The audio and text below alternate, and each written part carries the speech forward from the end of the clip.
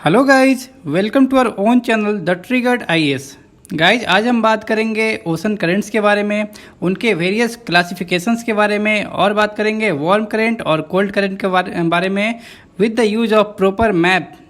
तो चलिए दोस्तों शुरू करते हैं। गाइज, नाम तो सुना ही होगा आप लोगों ने आइसबर्ग का। आखिरकार क्या होती है वो? तो गाइज मैं आपको बता दूं, it is large mass of ice floating in the sea. अगर मैं बात करूं कि what are the types of movement of ocean, guys तो तीन तरह की है। पहली है वेव, सेकेंड है टाइड और थर्ड है current. What is wave?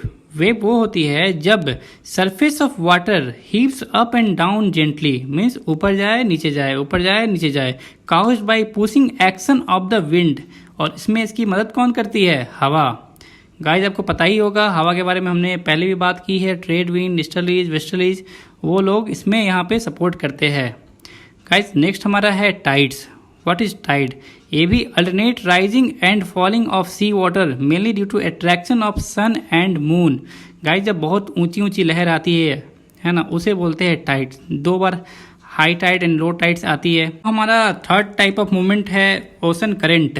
Guys इसका मतलब है कि very large mass of ocean जब चलती है कोई डिफिनिट डायरेक्शन में, तो उसे बोलते हैं ओशन करंट। इसके बारे में हम लोग पढ़ेंगे बहुत ही अच्छे से। गाइज जब मैं बात करता हूँ ओशन करंट की, तो इसका ये मतलब नहीं है कि ओशन पूरी की पूरी ही मूवमेंट कर जाएगी, बल्कि इसका ये मतलब है कि ओशन का जो सरफेस लेयर है, सरफेस लेयर होती है from upper side, it is 100 meter, बस उसका मूवमेंट होना।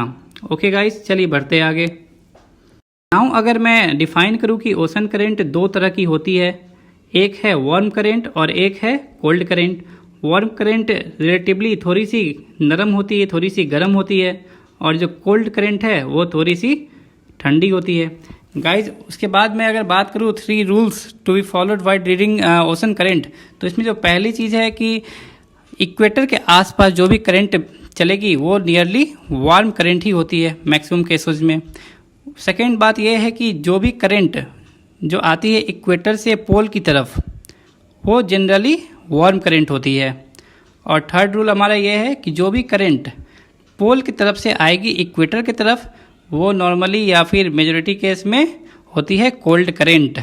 तो गाइज पहली तरह की क्लासिफिकेशन में हमें पता चलती है कि करंट दो तरह की है। पहली है वार्म करंट, सेकेंड है कोल्ड करंट।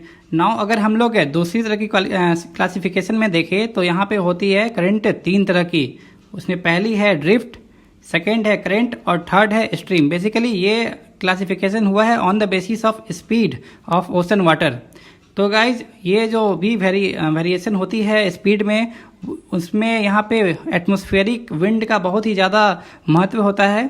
उन पे लेक्चर बन चुकी है इससे पहले, तो पहले मेरे ख्याल से आपको वो देखना चाहिए था और उसके बाद यहाँ पे आइए। तो अगर मैं बात करूँ ड्रिफ्ट की, तो बेसिकली यहाँ पे जो भी ओशन है उसकी बहुत ही स्लो मूवमेंट होती है। इसका स्पीड लगभग 16 to 24 kilometre per day, guys per day होती है। और अगर मैं बात करूँ करंट, तो करंट की स्पीड होती है 6 to 8 kilometre per hour. Okay guys, और अगर मैं ओशन स्ट्रीम की बात करूँ, तो वो ज़्यादा होती है 10 किलोमीटर पर आवर से भी। ठीक है, उसके बाद मैं आपको अच्छे से बताऊंगा कि कोल्ड करंट कहाँ कहाँ पे है और वार्म करंट कहाँ कहाँ पे है। तो चलिए मैं आपको मैप की तरफ ले जाता हूँ और समझाता हूँ बहुत ही बेहतरीन तरीके से। गाइज हमारे सामने एक मैप खुल गई है जिसमें कि ब्लू एरो शो करती है कोल्ड करंट्स को, जबकि रेड करंट शो कर रही है वार्म करंट को। तो मैं पहले आपको बताता हूँ कोल्ड करंट के बारे में। गाइज इस मैप के सबसे लेफ्ट साइड में देखिएगा, नीचे के कॉर्नर की तरफ हम्बोल्ट या फिर पेरुवियन करंट इसे बोलते हैं, जो कि है in the western side of south America. Guys उसके बगल में है बेंगुइला करंट, ये है अमेरिका और अफ्रीकन कॉन्टिनेंट के बीच में। उसके बाद हम आगे बढ़ते हैं, तो यहाँ पे है वेस्ट ऑस्ट्रेलियन करंट, और उसके ऊपर में अगर हम देखें सबसे ऊपर, मतलब राइट कॉर्नर पे कुर्ली करंट लिखा हुआ है। गाइज कुर्ली करंट को ही ओयासियो करंट बोलते हैं, और उसका तीसरा नाम कामचटका करंट भी है। ये तीनों जापान, मतलब तीनों का नाम सेम ही है, और ये है जापान के बगल में। गाइज जापान के बगल में एक और कोल्ड करंट बहती है, उसका नाम है ओखोस्ट करंट, और बेसिकली इस साइड से आती है। उसके बाद मैं बात करूंगा कैलिफोर्नियन करंट की, तो ये है अमेरिका के बगल में, और उसके बगल में है लेब्राडोर। गाइस लेब्राडोर है in between Canada and Greenland. उसके बाद गाइज यहाँ पे है कैनरी करंट, ये लगभग बहती है अफ्रीकन कॉन्टिनेंट के वेस्टर्न साइड में। उसके बाद मैं दो तीन और बताता हूँ, जैसे कि एक और है फॉल्कलैंड करंट, ये basically eastern side of south America में है यहाँ पे। ओके गाइज, उसके बाद मैं बताऊँगा ईस्ट ग्रीनलैंड करंट की। तो गाइज ऊपर में दिख रहा होगा आपको, नॉर्थ अटलांटिक ड्रिफ्ट के जस्ट बगल में यहाँ पे बहती है ईस्ट ग्रीनलैंड करंट। और गाइज इस मैप के सबसे नीचे में आइए, ये जो लिखा हुआ है west wind drift, it is the only global current. Okay guys, global current इकलौता ऐसा है। और इस करंट को हम लोग अंटार्कटिका सरकमपोलर करंट भी बोलते हैं। और गाइज इसका रीज़न क्यों है, ये मतलब ऐसा ग्लोबल क्यों बोल रहे हैं? ऐसा इसलिए है गाइज क्योंकि आपने पढ़ा था बहुत सारे एटमॉस्फेरिक विंड के बारे में, उसमें से एक थी वेस्टर्लीज। तो गाइज वेस्टर्लीज के कारण ही यहाँ पे एक तरह से बहुत ही ह्यूज मास ऑफ ओशन एक ही डायरेक्शन में बहती है, जो कि है ईस्ट के साइड में, लेकिन आती किस साइड से है? वेस्ट के साइड से, इसलिए इसका नाम है वेस्ट विंड ड्रिफ्ट। तो गाइज इस मैप में हम लोग पढ़ेंगे वार्म करंट के बारे में। उससे पहले मैं बता दूं, एक टर्म है कोरियोलिस फोर्स।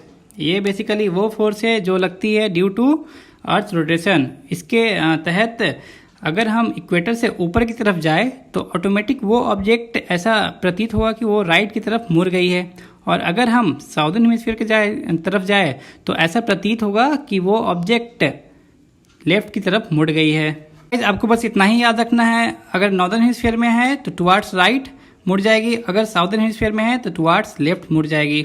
गाइज ये इंपॉर्टेंट है क्योंकि यूपीएससी के अंदर भी इसे पूछा जा चुका है। मैंने नोटिस किया है कि बहुत सारे लोग मुझे फेसबुक पे भी फॉलो कर रहे हैं और वहाँ पे वीडियो देख रहे हैं, बट वहाँ पे दो इशू है। पहली ये कि वहाँ पे क्वालिटी इशू है, और सेकंड ये कि वहाँ पे ऑडियो और विजुअल में 1 सेकेंड की मिसमैच है। तो अगर आपको बहुत ही एक्यूरेसी चाहिए तो आप यूट्यूब चैनल को सब्सक्राइब कीजिए और वहाँ पे देखें। नाउ गाइज मैं वापस से आता हूँ इस मैप पे। आपको यहाँ पे जो भी रेड एरो दिख रही है वो है वार्म करंट। तो सबसे पहले मैं बात करूँगा ब्राजीलियन करंट की, वो नीचे की तरफ बह रही है। गाइज मैंने आपको रूल बताया था कि जो इक्वेटर से नीचे की तरफ आएगी वो अधिकतर टाइम क्या होती है, वार्म करंट। उसके बाद सेम एज अगलास के साथ भी वही हुआ है, वो भी ऊपर की तरफ से आ रही है नीचे, मतलब इक्वेटर से साउथ पोल की तरफ आ रही है, और वो है वार्म करंट। गाइज उसके बाद मैं बात करूँ तो ईस्टर्न ऑस्ट्रेलियन करंट भी वार्म करंट है। और अगर ऊपर की साइड में बात करूँ तो कुरोसियो करंट, देखिए गाइज यहाँ पे भी इक्वेटर के साइड से पोल की तरफ जा रही है करंट, तो ये वार्म करंट है। और मैं और बात करूँ तो यहाँ पे है कि गल्फ स्ट्रीम, जो कि है अमेरिका के जस्ट बगल में गाइज, और वो गल्फ स्ट्रीम आगे जाके बन जाती है नॉर्थ अटलांटिक ड्रिफ्ट। और ये याद रखिए कि नॉर्थ अटलांटिक ड्रिफ्ट भी वार्म करंट है। और गाइज अगर हम सबसे राइट हैंड साइड में आ जाए तो यहाँ पे है अलास्का करंट, वो भी एक वार्म करंट है। गाइज यहाँ पे बीच में आपको दिख रही होगी नॉर्थ इक्वेटोरियल करंट है, इक्वेटोरियल काउंटर करंट है, और साउथ इक्वेटोरियल करंट है। तो गाइज ये तीनों ही वार्म करंट के अंदर आती है। और अगर मैं बात करूँ कि ये नॉर्थ और साउथ का क्या चक्कर है, तो गाइज देखिए बीच से करंट बह रही है, ओके गाइज, इक्वेटर के पास से, but due to Coriolis force जो ऊपर की साइड है वो देखिए, अगर हम क्लॉकवाइज यहाँ पे दिखाया गया है, गल्फ स्ट्रीम वाले को देखिए, ये नॉर्थ इक्वेटोरियल करंट थी, ऊपर जाके गल्फ स्ट्रीम में बदली, उसके बाद फिर नॉर्थ अटलांटिक ड्रिफ्ट में, फिर कैनरी करंट में, फिर से नॉर्थ इक्वेटोरियल करंट में। तो गाइज यहाँ पे क्या है, राइट साइड मूवमेंट हो रही है, क्लॉकवाइज मूवमेंट हो रही है। ये क्यों हो रही है? Due to Coriolis force. और उसी तरह हम नीचे देखें तो यहाँ पे एंटी क्लॉकवाइज मूवमेंट हो रही है। तो गाइज ये भी हो रही है due to Coriolis force. Guys ocean current के रिगार्डिंग कुछ बातें और रह गई है, जैसे कि गायर्स, फिर what are the positive factor of ocean currents, उसके बाद अपवेलिंग, और उसके साथ ही इल नीनो ला नीनो का क्या कॉन्सेप्ट है, वो क्यों होती है और कैसे रेनफॉल को अफेक्ट करती है। ये सारी बातें हम आपको अगली लेक्चर में बताएंगे। तब तक के लिए guys good bye, take care of you and your family.